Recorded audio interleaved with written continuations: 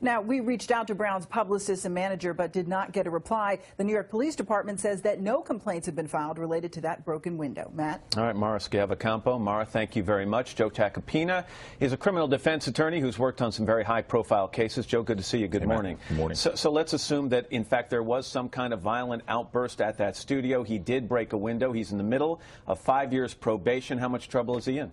Well, it's really up to his probation officer. Unless there's involvement by the New York City Police Department, his probation officer has wide discretion to report to the judge.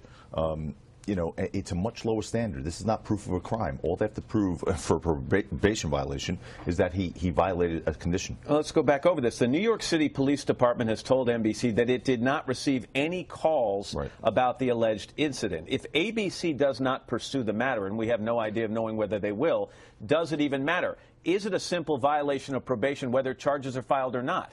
It could be a violation of probation regardless of whether charges are filed. I mean, if the probation officer finds facts, for instance, breaking a window and having shards of glass hailed down on a pedestrian walkway, that's enough to get him back before that judge. What you're telling me, though, is the probation officer becomes his or her own investigator at that point, removed from the police. That's right. That's right. Now, we know that he's gone through some anger management counseling. Obviously not enough. Well, perhaps not enough. We don't know. But could the very least outcome, at the very least, might he be forced to go in and have more counseling? Right. And that's really, this is where the judge gets involved. The judge could modify the terms and conditions of probation.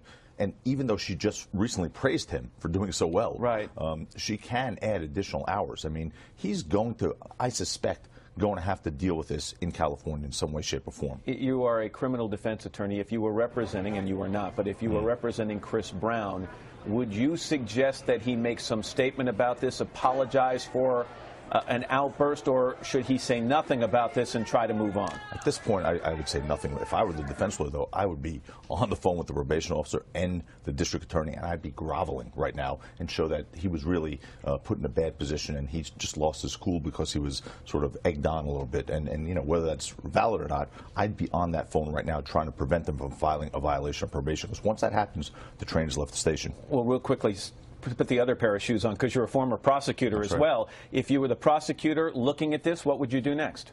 Clearly tell the judge, I don't think the anger management's working quite as well as we thought it was working. All right, Joe Tacopina. Joe, as always, good to see you. Thank you.